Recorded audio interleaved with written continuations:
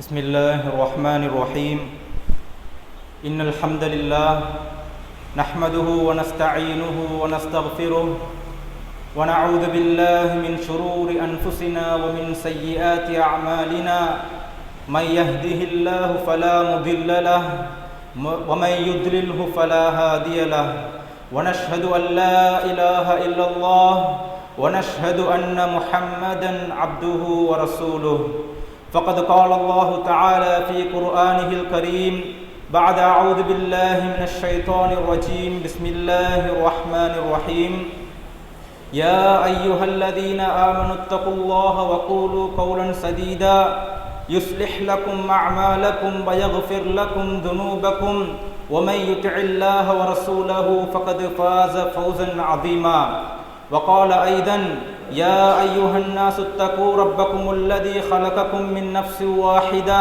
وخلق منها زوجها وبث منهما رجالا كثيرا ونساء واتقوا الله الذي تساءلون به والأرحام إن الله كان عليكم رقيبا وقال أيضا يا أيها الذين آمنوا اتقوا الله حق تقاته ولا تموتن إلا وأنتم مسلمون وقال نبينا عليه الصلاة والسلام فإن أصدق الحديث كتاب الله وخير الهدي هدي محمد صلى الله عليه وسلم وشر الأمور محدثاتها وكل محدثة بدعة وكل بدعة ضلالة وكل ضلالة في النار شر புகழும் இவ்வையகத்தை படைத்து பரிபாலிக்கின்ற ஏகவல்ல நாயன் அல்லாஹு தஆலா ஒருவனுக்கு அல்ஹம்துலில்லாஹ்.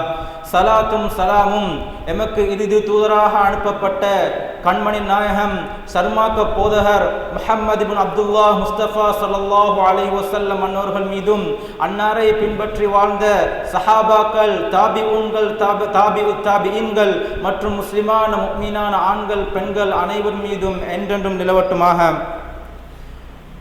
வார்த்தைகளில் சிறந்த வார்த்தை அல்லாஹு தஆலாவுடைய வார்த்தை என்றும் வழிகாட்டுதலில் மிகவும் நேர்த்தியான வழிகாட்டுதல் நபிகள் நாயகம் ஸல்லல்லாஹு அலைஹி வஸல்லம் அன்னவர்களுடைய வழிகாட்டுதல் என்றும் அவர்கள் கொண்டு வந்த இந்த மார்க்கத்தின் மார்க்கம் என்ற பெயரில் புதிதாக புகுத்தப்பட்டவை அனைத்தும் பித்அத்துக்கள் என்றும் அந்த பித்அத்துக்கள் அனைத்தும் வழிகேடுகள் என்றும் அந்த வழிகேடுகள் அனைத்தும் நாளை மறுமையில் நம்மை நரகத்தின் பால் இட்டுச் செல்லும் என்ற அந்த நபிமொழியை முன்பகர்ந்தவனாக அன்பார்ந்த இஸ்லாமிய உறவுகளே, அல்லாஹின் நல்லடியார்களே, புனித ஜும்மா கடமையை நிறைவேற்றுவதற்காக அல்லாஹு தஆலாவுடைய மாளிகையில் ஒன்று கூடியிருக்கும் அன்பார்ந்த உறவுகளே, நாம் எந்நிலைமையிலும் எப்பொழுதும் நம்மை படைத்த இறைவனை அஞ்சி வாழ்வதற்கு பழகிக்கொள்ள வேண்டும். கண்ணியத்திற்குரிய எல்லாம் வல்ல அல்லாஹ்வின் நல்லடியார்களே, முஸ்லிம்களுக்கு மிகச் சிறந்த முன்மாதிரியான நபிகள் நாயகம் ஸல்லல்லாஹு அலைஹி வஸல்லம் அவர்கள் தம் சமுதாய மக்களுக்கு சகிப்புத்தன்மையை வலியுறுத்தி போதித்திருக்கின்றார்கள். எங்களுக்கு இறுதியாக அனுப்பப்பட்ட அந்த சன்மார்க்க போதகர் ரசூல் ஸல்லல்லாஹு அலைஹி வஸல்லம் அவர்கள் எமக்கு ஒரு முன்மாதிரியாக திகழ்ந்துவிட்டு சென்றிருக்கின்றார்கள். அது மட்டுமல்லாமல் எமக்கு மத்தியில் சகிப்புத்தன்மையை கடைபிடிக்குமாறு மேவியிருக்கின்றார்கள். அல்லாஹு தஆலா அவருடைய வாழ்க்கையில் அழகான முன்மாதிரி இருக்கின்றது என்று அல்லாஹு தஆலா கூறுகிறான். அவன் கூறும் பொழுது லகத் கான லகும் ஃபீ ரசூலில்லாஹி உஸ்வத்துன் ஹஸனா, ரசூல் ஸல்லல்லாஹு அலைஹி வஸல்லம் அவர்களுடைய அனைத்து விடயங்களிலும் உங்களுக்கு அழகான முன்மாதிரி இருக்கின்றது என்று அல்லாஹு தஆலா தனது திருமறையாம் அல் குர்ஆனில் கூறுகிறான். ரசூல் ஸல்லல்லாஹு அலைஹி வஸல்லம் அவர்கள் சகிப்புத்தன்மையை வலியுறுத்தும் பொழுது லைஸ ஷதீது பிசுராதி இன்னமா ஷதீதுல் லதி யம்லிகு நஃப்ஸஹு இன்தல் கதபி. அல்லாஹ்வின் தூதர் ரசூல் ஸல்லல்லாஹு அலைஹி வஸல்லம் அவர்கள் கூறினார்கள், மக்களை தனது பலத்தால் அதிகமாக அடித்து வீழ்த்துபவன் வீரன் அல்ல, மாறாக உண்மையில் வீரன் என்பவன் கோபத்தின் போது தன்னை கட்டுப்படுத்திக் கொள்பவன் தான் உண்மையான வீரன் என்று நபி ஸல்லல்லாஹு அலைஹி வஸல்லம் அவர்கள் கூறியிருக்கின்றார்கள். அவர்களது வாழ்வில் எந்த அளவு சகிப்புத்தன்மை நிறைந்திருந்தது, பிற மதத்தவர்களிடம் எவ்வளவு அன்பாகவும் பெருந்தன்மையாகவும் நடந்துள்ளார்கள் என்பதற்கு எண்ணற்ற ஆதாரங்கள் காணப்படுகின்றன. பொதுவாக ஒரு மதத்தின் தலைவர்கள் அல்லது ஒரு மதத்தை சார்ந்தவர்கள் இன்னொரு மதத்தை இழிவாக கருதுவதே உலக வழக்கமாக காணப்படுகின்றது. அதே போல ஒரு மதத்தவர்கள் பிற மதத்தவர்களால் அநியாயங்கள் ஏதாவது அவர்களுக்கு நிகழ்ந்து விட்டால் அவர்களை அதே போல அவர்களுக்கு இவர்களை பழிவாங்கும் சந்தர்ப்பம் ஒன்று கிடைத்து விட்டது என்று சொன்னால் அதனை செய்யாதவர்கள் தான் எத்தனை பேர், அதாவது அதனை செய்யக்கூடியவர்கள் தான் அதிகமாக காணப்படுகின்றார்கள். அதே போல நபி ஸல்லல்லாஹு அலைஹி வஸல்லம் அவர்கள் ஓரிரை கொள்கையை பிரச்சாரம் செய்து அனைத்து வகையான தீமைகளையும் எதிர்த்ததால் ஏராளமான எதிரிகளை அவர்கள் சம்பாதித்திருந்தார்கள். அந்த எதிரிகள் மூலம் ஏராளமான கொடுமைகளுக்கும் அவர்கள் உட்பட்டார்கள். பல தோழர்கள், அவருடைய பல நெருங்கிய தோழர்கள் அந்த எதிரிகளால் கொண்டு குவிக்கப்பட்டார்கள், ஊரை விட்டு விரட்டி அடிக்கப்பட்டார்கள். இத்தகையோர் மீது ஆதிக்கம் செலுத்தும் வாய்ப்பு நபிகள் நாயகம் ஸல்லல்லாஹு அலைஹி வஸல்லம் அவர்களுக்கு கிடைத்தது. ஆனால் அவர்கள் பழிவாங்கவில்லை. அவர்களை பழிவாங்கி இருந்தால் அதை யாரும் குறை காண முடியாத அளவுக்கு அதற்கு நியாயங்கள் காணப்பட்டன. ஆனால் நபி நாயகம் ஸல்லல்லாஹு அலைஹி வஸல்லம் அவர்கள் தமது கை முழுமையாக ஓங்கியிருந்த அந்த காலகட்டத்திலும் யாரையும் பழிவாங்கவில்லை. முஸ்லிம் அல்லாத மக்களுடன் நட்புறவுடனேயே அவர்கள் பழகி வந்தார்கள். அவ்வாறு அவர்களின் வாழ்க்கையில் நடந்த சில விஷயங்களை நாங்கள் இந்த உரையில் காணக்கூடியதாக இருக்கின்றது. அப்துல்லாஹ் இப்னு அம்ர் ரலியல்லாஹு அன்ஹும் அவர்கள் ஹதீஸை பொறுத்தவரையில் அப்துல்லாஹ் இப்னு அம்ரின் துபியத் லஹு ஷாத்துன் ஃபி அஹ்லிஹி, அப்துல்லாஹ் இப்னு அம்ர் ரலியல்லாஹு அன்ஹும் அவருடைய வீட்டில் ஒரு ஆடு அடுக்கப்படுகின்றது. அந்நேரத்தில் அவருடைய வீட்டுக்கு வந்து அவருடைய வீட்டாரிடம் கேட்கின்றார்கள், அஹ்தைத்தும் லிஜாரினல் யஹூதி, எங்களுடைய அண்டை வீட்டாராக யஹூதிக்கு நீங்கள் இதனை ஹதியாவாக கொடுத்து விட்டீர்களா என்று இருமுறை கேட்கின்றார்கள். அதை கேட்டுவிட்டு கூறுகின்றார்கள், சமிஅத்து ரசூலுல்லாஹி ஸல்லல்லாஹு அலைஹி வஸல்லம் யகூல், ரசூல் ஸல்லல்லாஹு அலைஹி வஸல்லம் அவர்கள் கூற நான் செவிமடுத்தேன், மாஸால ஜிப்ரீல் யூசினி பில் ஜாரி ஹத்தா தனந்து அன்னஹு சய்வரிசுஹு, ஜிப்ரீல் அலைஹிஸ்ஸலாம் அவர்கள் அண்டை வீட்டாரை பற்றி எனக்கு வசியத் செய்து கொண்டே இருந்தார்கள். எதுவரைக்கும் என்றால் அண்டை வீட்டார் என்னுடைய வாரிசாக வந்து விடுவாரோ என்று நான் எண்ணும் அளவுக்கு அண்டை வீட்டாரை பற்றி நபி ஸல்லல்லாஹு அலைஹி வஸல்லம் அவர்களிடம் ஜிப்ரீல் அலைஹிஸ்ஸலாம் அவர்கள் கூறிக்கொண்டே இருந்தார்கள். நபி நாயகம் ஸல்லல்லாஹு அலைஹி வஸல்லம் அவர்களின் நெருங்கிய தோழர்கள் ஒருவர் தான் அப்துல்லாஹ் பின் அம்ர் ரலியல்லாஹு அன்ஹும் அவர்கள். அவர் தமது அண்டை வீட்டாருக்கு, அண்டை வீட்டு யூதருக்கு தமது வீட்டில் அறுக்கப்பட்ட ஆட்டிறைச்சியை வழங்க வேண்டும் என்று வற்புறுத்துகிறார். இதற்கு நபிகள் நாயகம் ஸல்லல்லாஹு அலைஹி வஸல்லம் அவர்களின் போதனையை அவர் காரணமாக காட்டுகின்றார். அண்டை வீட்டாருடன் நல்லுறவை பேணுமாறு வலியுறுத்திய நபிகள் நாயகம் ஸல்லல்லாஹு அலைஹி வஸல்லம் அவர்கள் மதத்தின் அடிப்படையில் அண்டை வீட்டாருக்கு உதவுவதில் பாரபட்சம் காட்டக்கூடாது என்று விளக்கம் அளித்ததால் தான் அந்த நபித்தோழர்களுக்கு அவ்வாறு நடந்து கொள்ள முடியுமாக இருக்கின்றது. நபிகள் நாயகம் ஸல்லல்லாஹு அலைஹி வஸல்லம் அவர்கள் தம்மிடம் ஆட்சியும் அதிகாரமும் வந்த பின்பும் முஸ்லிம் அல்லாத மக்களிடம் எவ்வாறு நடந்து கொண்டார் என்பதற்கு மற்றொரு ஆதாரம் இருக்கின்றன. அதை பொறுத்தவரையில் நபி நாயகம் ஸல்லல்லாஹு அலைஹி வஸல்லம் அவர்களிடம் ஒரு யூத மதத்தை சேர்ந்த பணியாளர் ஒருவர் பணி செய்து கொண்டிருந்தார். ஒரு நாள் அவர் நோய்வாய்ப்பட்ட பொழுது உடனே நபி ஸல்லல்லாஹு அலைஹி வஸல்லம் அவர்கள் அவரை நோய் விசாரிக்க அவருடைய வீட்டுக்கு சென்றார்கள். அவரது தலைக்கருகில் நபி நாயகம் ஸல்லல்லாஹு அலைஹி வஸல்லம் அவர்கள் அமர்ந்து இஸ்லாத்தை நீங்கள் ஏற்றுக்கொள்ளலாமே என்று அவரிடம் கூறினார்கள். அப்போது அந்த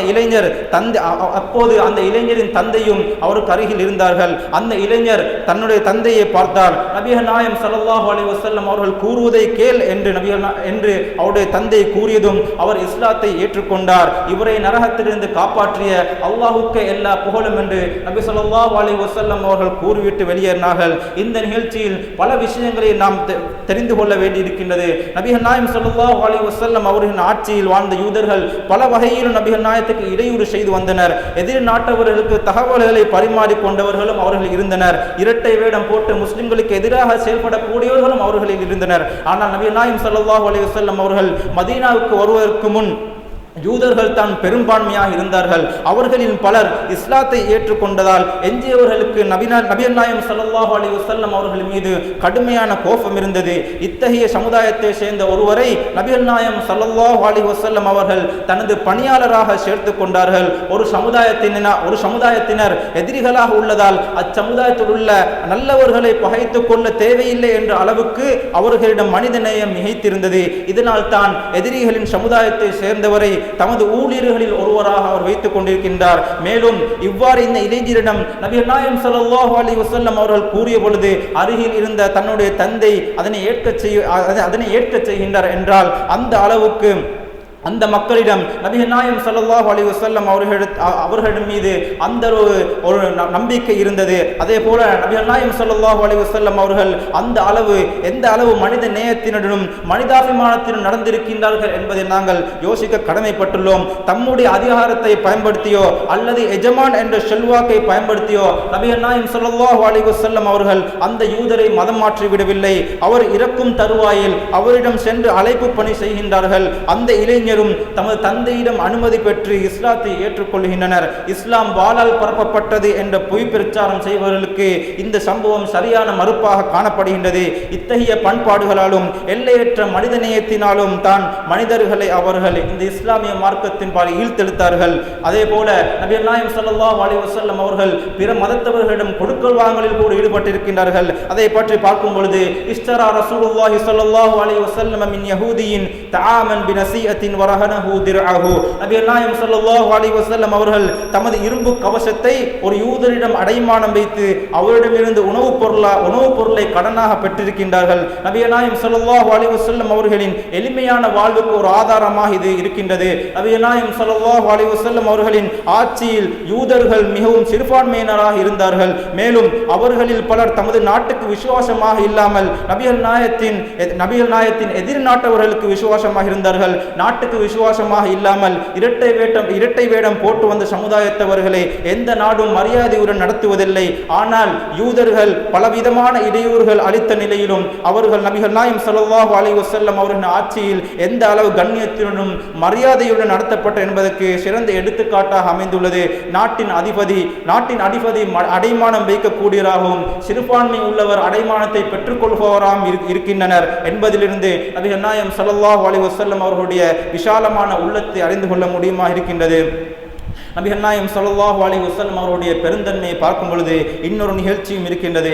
அதை பற்றி அனஸ் ரலியல்லாஹு அன்ஹு அவர்கள் கூறும் பொழுது ஒரு யூத பெண் நபிகள் நாயகம் ஸல்லல்லாஹு அலைஹி வஸல்லம் அவர்களிடம் விஷம் கலந்த ஆட்டிறைச்சியை பொரித்து கொண்டு வந்தார். அதை நபிகள் நாயகம் ஸல்லல்லாஹு அலைஹி வஸல்லம் அவர்கள் சாப்பிட்டனர். உடனே அவள் பிடித்து வரப்பட்டால் இவளை நாங்கள் கொண்டு விடட்டுமா என்று நபித்தோழர்கள் கேட்க நபிகள் நாயகம் ஸல்லல்லாஹு அலைஹி வஸல்லம் அவர்கள் வேண்டாம் என்று பதிலளிக்கின்றார்கள். அந்த விஷத்தின் பாதிப்பை அவர்கள் உள்வாயின் மேற்பதியில் நான் காணக்கூடியதாக இருந்த என்று அனஸ் ரலியல்லாஹு அன்ஹு அவர்கள் இந்த ஹதீஸை அறிவிக்கின்றார்கள். நபிகள் நாயகத்துக்கு எதிரிகளாகவும் சிறுபான்மையினராகவும் இருந்த இந்த யூத இனத்து பெண்மணி விஷம் கலந்த ஆட்டிறைச்சியை கொண்டு வந்த போது அதை பெற்றுக்கொள்ளும் அளவுக்கு அவர்களின் பெருந்தன்மை இருந்தது.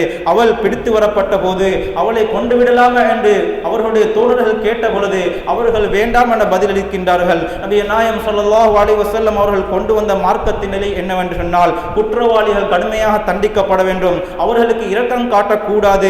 இந்த சட்டத்தில் யாருக்காகவும் நபிகள் நாயகம் ஸல்லல்லாஹு அலைஹி வஸல்லம் அவர்கள் வளைந்ததில்லை. உயர்ந்த கொழுத்து பெண் ஒருத்தி திருடிய போது அவருக்காக பலரும் வந்து நபிகள் நாயகம் ஸல்லல்லாஹு அலைஹி வஸல்லம் அவர்களிடம் பரிந்துரை செய்கின்றார்கள். அப்போது அவர்கள் கூறினார்கள், என் மகள் ஃபாத்திமா திருடினாலும் அவரது கையை நான் வெட்டி இருப்பேன் என்று நபிகள் நாயகம் ஸல்லல்லாஹு அலைஹி வஸல்லம் அவர்கள் கூறுகின்றார்கள்.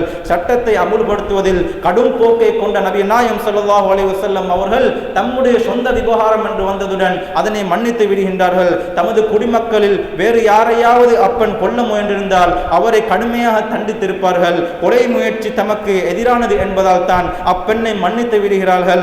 நேருக்கு நேர் நின்று மோதுவதை விட பெண்களை முன்னிறுத்தி கொள்ள முயல்வதும் உணவில் விஷம் கலந்து கொள்ள முயல்வதும் அதே போல துரோகம் செய்வதும் இவைகள் எல்லாம் கடுமையாக எடுத்துக்கொள்ளப்பட வேண்டிய விடயங்கள். இவ்வாறு துணிவுடன் ஒரு பெண் விஷம் கலந்து கொடுக்கின்றார் என்று சொன்னால் அதற்கு பலமான பின்னணி இருக்க வேண்டும். திட்டமிட்டவர் யார், இதில் இந்த செயலை செய்வதற்கு தூண்டியவர் யார், யாருக்கெல்லாம் இதில் பங்கு உண்டென்றெல்லாம் விசாரணை நடத்துவதுதான் உலக வழக்கம். சாதாரண குடிமக்களுக்காக இவ்வாறு விசாரணைகள் நடாத்தப்படாவிட்டாலும் ஒரு நாட்டின் தலைவருக்காக இவ்வாறான உயிரோடு சம்பந்தப்பட்ட விஷயங்கள் நடந்தது என்று சொன்னால் இவ்வாறான விசாரணைகள் நடாத்தப்படும். அந்த சதியில் சம்பந்தப்பட்டவர் யார் என்பதோடு கூட நிறுத்திக் கொள்ள மாட்டார்கள். இவ்வாறான விடயங்கள் நடந்தது என்று சொன்னால் அந்த சதியில் சம்பந்தப்பட்டவர் யார் என்பதை கூட நிறுத்திக் கொள்ள மாட்டார்கள். மாறாக குற்றவாளியின் இனத்தைச் சேர்ந்த அப்பாவிகளையும் கூட கொன்று குவித்து விடுவார்கள். இதுதான் உலக வழக்கமாக காணப்படுகின்றது.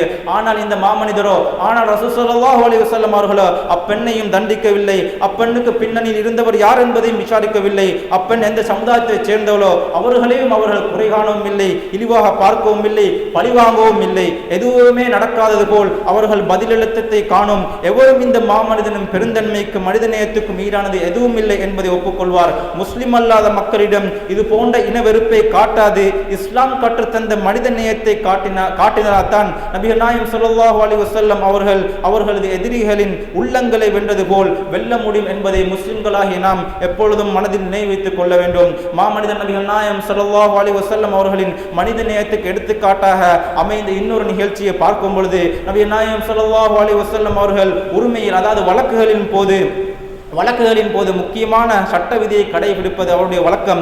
ஒருவரது கைவசம் உள்ள பொருளுக்கு இன்னொருவர் உரிமை கொண்டாடினால் உரிமை கொண்டாடுபவருக்கு அதற்கான சான்றுகளை கொண்டு வந்து சமர்ப்பிக்க வேண்டும். உரிமை கொண்டாடும் வாதியிடம் சான்று ஏதும் இல்லாவிட்டால் யாருடைய கைவசம் அப்பொருள் இருக்கின்றதோ அவரை அழைத்து இறைவன் மேல் இது எனக்கு சொந்தமானது என்று நீங்கள் சத்தியம் செய்யுங்கள் என கூறச் சொல்வார்கள். அவ்வாறு கூறிவிட்டால் அப்பொருள் அவருக்கு சொந்தமானது என தீர்ப்பளிப்பார்கள். சத்தியம் செய்ய அவர் மறுத்தால் உரிமை கொண்டாடி வழக்கு தொடுத்தவாதிடம் அப்பொருளை ஒப்படைத்து விடுவார்கள். அதே போலதான் யூதருக்கு ஒரு நாள் நபி ஸல்லல்லாஹு அலைஹி வஸல்லம் அவர்கள் நீதி வழங்குகின்றார்கள். அதை பற்றி பார்க்கும் பொழுது ஒரு முஸ்லிமுக்கும் யூதருக்கும் இடையே இதுபோல் உரிமையில் தொடர்பான வழக்கு நபிகள் நாயகம் ஸல்லல்லாஹு அலைஹி வஸல்லம் அவர்களிடம் வருகின்றது. அதன் விவரத்தை பொறுத்தவரையில் ஒரு முஸ்லிமுடைய பொருளை அபகரிப்பதற்காக யார் பொய் சத்தியம் செய்கின்றாரோ அவர் மீது அல்லாஹ் கோபம் கொண்ட நிலையில் தான் அல்லாஹ்வை சந்திப்பார் என்று நபிகள் நாயகம் ஸல்லல்லாஹு அலைஹி வஸல்லம் அவர்கள் கூறியதாக அப்துல்லாஹ் ரலியல்லாஹு அன்ஹு அவர்கள் அறிவிக்கின்றார்கள். அப்போது அஷ்அஸ் ரலியல்லாஹு அன்ஹு என்ற தம்பித்தோழர் என் விஷயமாகத்தான் இந்த ஹதீஸை நபி ஸல்லல்லாஹு அலைஹி வஸல்லம் அவர்கள் கூறியிருக்கின்றார்கள் என்று கூறினார்கள். ஒரு நிலம் தொடர்பாக எனக்கும் ஒரு யூதருக்கும் ஒரு விவகாரம் இருந்தது. அவர் அதனை எனக்கு தர மறுத்தார். அவரை நபிகள் நாயகம் ஸல்லல்லாஹு அலைஹி வஸல்லம் அவர்களிடம் நான் கொண்டு சென்றேன். அப்போது நபிகள் நாயகம் ஸல்லல்லாஹு அலைஹி வஸல்லம் அவர்கள் உன்னிடம் சான்று ஏதும் உள்ளதா என்று கேட்டார்கள். நான் இல்லை என்று பதிலளித்தேன். உடனே யூதரிடம் நீ சத்தியம் செய் என்று நபிகள் நாயகம் ஸல்லல்லாஹு அலைஹி வஸல்லம் அவர்கள் கூறினார்கள். உடனே நான் குறுக்கிட்டு அல்லாஹ்வின் தூதரே, இவன் சத்தியம் செய்து என் சொத்தை எடுத்துக்கொள்வான் என கூறினேன். அப்பொழுதுதான் அல்லாஹு தஆலா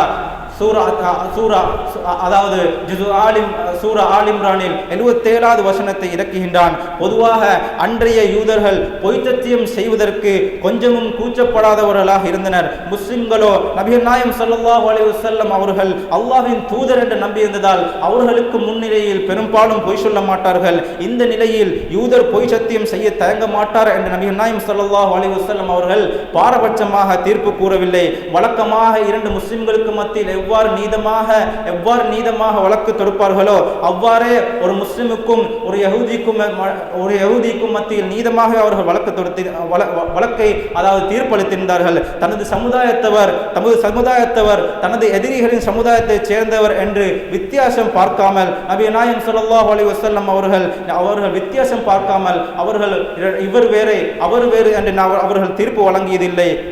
அதே போல நபிகள் நாயகம் ஸல்லல்லாஹு அலைஹி வஸல்லம் அவர்கள் அரபு ராஜ்யத்தின் மாமன்னராக காணப்பட்டார். அவ்வாறு காணப்பட்ட மாமன்னர் அந்த அநாகரிக வார்த்தைகளை கூட, கெட்ட வார்த்தைகளை கூட பயன்படுத்துவதில்லை. ஒருவர் சந்திக்கும் பொழுது அஸ்ஸலாமு அலைக்கும் என்று தஹியத்துல் இஸ்லாத்துடைய காணிக்கையை ஒரு முஸ்லிம் இன்னொரு முஸ்லிமுக்கு கூறுவார்கள். ஆனால் அன்றைய காலத்து யஹூதிகள் அஸ்ஸலாமு அலைக்கும் என்றதுக்கு பதிலாக அஸ்ஸாமு அலைக்கும், உங்களுக்கு கேடு உண்டாகட்டும், உங்களுக்கு மரணம் உண்டாகட்டும் என்ற அந்த வார்த்தையை முஸ்லிம்களுக்கு மத்தியிலும் காலப்போக்கில் நபிகள் ஸல்லல்லாஹு அலைஹி வஸல்லம் அவர்களுக்கு மத்தியிலும் கூற தொடங்கிவிட்டார்கள். இதற்கு காரணம் என்னவென்றால் சிறுபான்மையினராக இருந்தும் அவர்களுக்கு எல்லா விதமான சலுகைகளையும் எல்லா விதமான சுதந்திரங்களையும் நபிகள் நாயகம் ஸல்லல்லாஹு அலைஹி வஸல்லம் அவர்களுக்கு கொடுத்திருந்ததால் தான் அவர்கள் இவ்வாறான விஷமங்களை போடுவதற்கு காரணமாக இருந்தது. பொதுவாக இது போன்ற விஷமத்தனங்களை பெரும்பான்மை மக்கள் தான் சிறுபான்மை மக்களுக்கு செய்வது வழக்கம். ஆனால் சிறுபான்மை மக்கள் இத்தகைய விடயங்களில் ஈடுபட்டால் அவர்கள் கடுமையான விளைவுகளை எதிர்கொள்ள வேண்டிய நிலை ஏற்படும். ஆனால் நபி ஸல்லல்லாஹு அலைஹி வஸல்லம் அவர்கள் இது போன்ற விஷயங்களுக்காக கோபம் கொள்ள மாட்டார்கள் என்ற அந்த செய்தி யூதர்கள் நன்றாக அறிந்திருந்தார்கள். தங்கள் வழக்கத்தில் இவ்வாறு சொல்வதை நீடித்து வந்தார்கள். யூதர்களின் ஒரு கூட்டத்தினர் நபி நாயகம் ஸல்லல்லாஹு அலைஹி வஸல்லம் அவர்களிடம் வந்து அஸ்ஸலாமு அலைக்கும் என கூறினார்கள். அவர்கள் கூறிய போது அவர்கள் கூறியது எனக்கு விளங்கியதால் அலைக்குமுஸ்ஸாமு என்று நான் கூறினேன். அப்போது நபி நாயகம் ஸல்லல்லாஹு அலைஹி வஸல்லம் அவர்கள், அதாவது இது ஆயிஷா ரலியல்லாஹு அன்ஹா அவர்களுடைய ஹதீஸா காணப்படுகிறது. ஒரு யூத கூட்டம் வந்து நபி நாயகம் ஸல்லல்லாஹு அலைஹி வஸல்லம் அவர்களிடம் அஸ்ஸலாமு அலைக்கும் என்றதுக்கு பதிலாக அஸ்ஸாமு அலைக்கும் என்று சொல்கின்றார்கள். அப்பொழுது ஆயிஷா ரலியல்லாஹு அன்ஹா அவர்களுக்கு பதிலளிக்கும் முகமாக அஸ்ஸாமு அலைக்கும் என்று அவர்கள் பதிலளிக்கின்றார்கள். அதனை நபிகள் நாயகம் ஸல்லல்லாஹு அலைஹி வஸல்லம் அவர்கள் கண்டிக்கின்றார்கள். நீங்கள் அவ்வாறு கூற வேண்டாம், நீங்கள் வஅலைக்கும் என்று கூறினால் போதும் என்று நபி ஸல்லல்லாஹு அலைஹி வஸல்லம் அவர்கள் கூறுகின்றார்கள். அவ்வாறு நீங்களும் அவ்வாறு திட்டுவதை நபிகள் நாயகம் ஸல்லல்லாஹு அலைஹி வஸல்லம் அவர்கள் கண்டிக்கின்றார்கள். மன்னராகவும் பெரும் ஆன்மீக தலைவராகவும் நபிகள் நாயகம் ஸல்லல்லாஹு அலைஹி வஸல்லம் அவர்கள் இருந்தபோது சிறுபான்மை சமுதாயம் இப்படி கூற துணிந்தது எப்படி?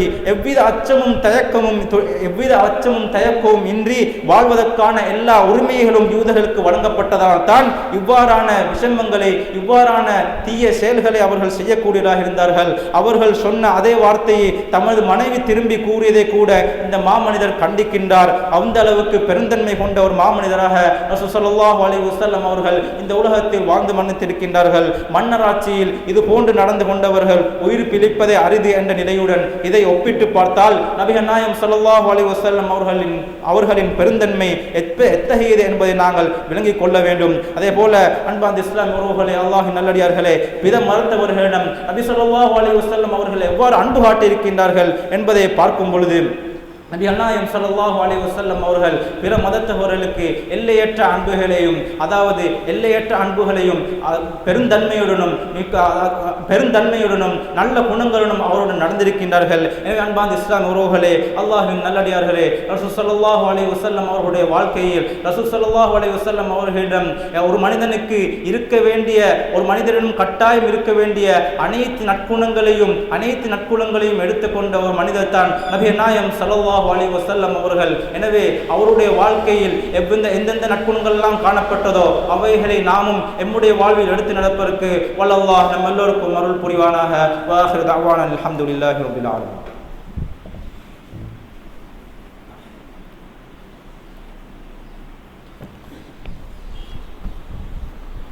அல்ஹம்துலில்லாஹி ரப்பில் ஆலமீன். அஸ்ஸலாத்து வஸ்ஸலாமு அலா அஷ்ரஃபில் அன்பியா வல் முர்சலீன் நபியினா முஹம்மதின் وعلى آله وصحبه ومن تبعهم بإحسان إلى يوم الدين أما بعد. அன்பார்ந்த இஸ்லாமிய உறவுகளே, அல்லாஹ்வின் நல்லடியார்களே, நபிகள் நாயகம் ஸல்லல்லாஹு அலைஹி வஸல்லம் அவர்கள் பிற மதத்தவர்களிடம் எவ்வாறு அன்பு காட்டியிருக்கின்றார்கள், எவ்வாறு பிற மதத்தவர்களுடன் நடந்து கொண்டிருக்கின்றார்கள் என்ற தலைப்பில் நபிகள் நாயகம் ஸல்லல்லாஹு அலைஹி வஸல்லம் அவர்கள் பிற மதத்தவர்களுக்கு அன்பு காட்டிய ஒரு விஷயத்தை பார்க்கும் பொழுது, நபிகள் நாயகம் ஸல்லல்லாஹு அலைஹி வஸல்லம் அவர்கள் காலத்தில் இஸ்லாத்தை ஏற்றவர்களில் பலரது உறவினர்களும் குடும்பத்தாரும் இஸ்லாத்தை ஏற்காமல் இருந்தார்கள். இஸ்லாத்தை ஏற்காத தங்களின் உறவினருக்கு செய்ய வேண்டிய கடமைகளை செய்யலாமா என்று இஸ்லாத்தை ஏற்றவர்கள் இந்த விடயங்களை பற்றி கேட்ட போதெல்லாம் உறவினருக்காக கடமைகளை செய்ய வேண்டும் என்பதுதான் நபி ஸல்லல்லாஹு அலைஹி வஸல்லம் அவர்களுடைய பதிலாக காணப்பட்டது. நபி ஸல்லல்லாஹு அலைஹி வஸல்லம் அவர்களிடம் அஸ்மா ரலியல்லாஹு அன்ஹா அவர்கள் வந்து கேட்கின்றார்கள், இஸ்லாத்தை ஏற்காத நிலையில் என் தாய் என்னிடம் வந்தார், அவரை என்னோடு வைத்துக் கொள்ளலாமா என்று நபி ஸல்லல்லாஹு அலைஹி வஸல்லம் அவர்களிடம் நான் கேட்டேன். அதற்கு நபிகள் நாயகம் ஸல்லல்லாஹு அலைஹி வஸல்லம், ஆம், நீங்கள் கண்டிப்பாக உங்களுடைய தாயை உங்களோடு சேர்த்துக் கொள்ளுங்கள் என்று கட்டளையிட்டார்கள். ஆத்திரமூட்டும் வகையில், மிகவும் கோபமூட்டும் வகையில் நடந்து கொண்டவர்கள் மீதும் நபிகள் நாயகம் ஸல்லல்லாஹு அலைஹி வஸல்லம் அவர்கள் கருணையுடன் நடந்து கொள்வது அவருடைய வழக்கமாக காணப்பட்டது. மனிதர்கள் புனிதமாக மதிப்பவை சிதைக்கப்படும் போதுதான் அவர்களுக்கு கோபம், அவர்களுக்கு எல்லை கடந்த கோபம் உருவாகின்றது. எங்களை பொறுத்தவரையில் பள்ளிவாசல் தான் மிகவும் புனிதமாக காணப்படுகின்றது. அதிலும் 3 பள்ளிவாசல் அதிகமான புனிதம் கொண்டவை. அவற்றுள் மஸ்ஜிது நபவி என்ற பள்ளிவாசல் நபிகள் நாயகம் ஸல்லல்லாஹு அலைஹி வஸல்லம் அவர்கள் தமது திருக்கரத்தால் கட்டிய பள்ளிவாசலாகும். அங்கே நடந்த இந்த நிகழ்ச்சியை பாருங்கள். ஒரு கிராமவாசி வந்து பள்ளி வாசலில் சிறுநீர் கழித்தார்கள். மக்கள் அவரை விரட்டும் பொழுது நபி ஸல்லல்லாஹு அலைஹி வஸல்லம் அவர்கள் அவரை விட்டு விடுங்கள், அவர் சிறுநீர் கழித்த இடத்தில் ஒரு வாளி தண்ணீரை ஊற்றுங்கள், மென்மையாக நடந்து கொள்ளுமாறு தான் நீங்கள் ஏவப்பட்டிருக்கின்றீர்களே ஒழிய நீங்கள் மற்றவர்களுடன் கடுமையாக நடந்து கொள்வதற்கு நீங்கள் ஏவப்படவில்லை என்று நபி ஸல்லல்லாஹு அலைஹி வஸல்லம் அவர்களுக்கு அறிவுரை கூறுகின்றார்கள். அவர் சிறுநீர் கழிக்கும் வரை அவரை விட்டு விடுங்கள் என்றார்கள். அவர் சிறுநீர் கழித்து முடிந்ததும் அவரை அழைத்து, இது அல்லாஹ்வின் ஆலயம், இதில் சிறுநீர் கழிப்பதோ மற்ற அருவருப்பான செயல்களை செய்வதோ இங்கே கூடாது, தொழுகை நடாத்துவதற்கும் இறைவனை நிறைவேறுவதற்குமே இது உரியது என்று அவருக்கும் அறிவுரை கூறுகின்றார்கள்.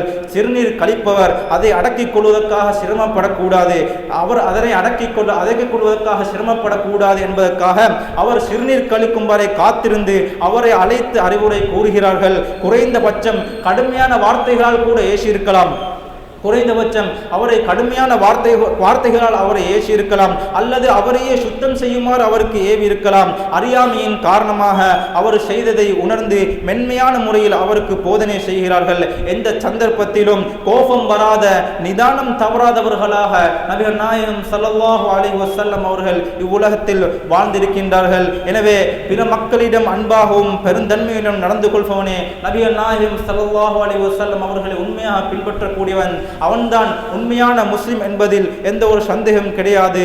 அன்புக்கு எதிராக காட்டுமிராண்டித்தனத்துடன் நடப்பவர்கள் யாரும் நாங்கள் நபிகள் நாயகம் ஸல்லல்லாஹு அலைஹி வஸல்லம் அவர்களை பின்பற்றக்கூடியவர்கள் என்று சொல்வதற்கு அருகதையற்றவர்கள், என்று சொல்வதற்கு தகுதி இல்லாதவர்கள் என்பதை புரிந்து கொள்ள வேண்டும்.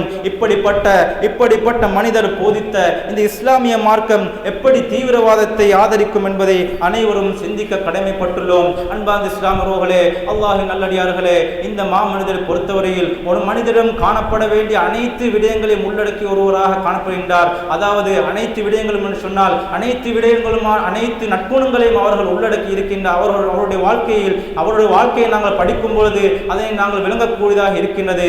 அவர் பிற மதத்தவர்களுடன் இவ்வாறு இருந்திருந்தார் என்று சொன்னால் அவர்களுக்காக உயிரை கொடுக்கக்கூடிய சஹாபாக்களுடன் எவ்வாறு அவர் நடந்து கொண்டிருப்பார்கள் என்பதை நாம் யோசிக்க வேண்டும். எனவே அவருடைய வாழ்க்கை வழிமுறையை நாம் படித்து, சஹாபாக்களுடைய வாழ்க்கை வழிமுறைகள் நாங்கள் படித்து, அந்த வாழ்க்கை வழிமுறையினூடாக அவர்களுடைய நற்குணங்கள் மற்றவர்களுடன் அவர் எவ்வாறு நடந்து கொண்டிருக்கின்றார், இவ்வாறான விஷயங்களை நாம் படித்து எம்முடைய வாழ்க்கையிலும் அதை நாம் அமுல்படுத்துவதற்கு வல்ல அல்லாஹ் நம் எல்லோருக்கும் அருள் புரிவானாக. வாஹிர் தஅவானா அல்ஹம்துலில்லாஹி ரப்பில் ஆலமீன். ரப்பனா ஆத்தினா ஃபித் துன்யா ஹஸனா வ ஃபில் ஆখিরাতি ஹஸனா வ கினா அஸாபன்னார்.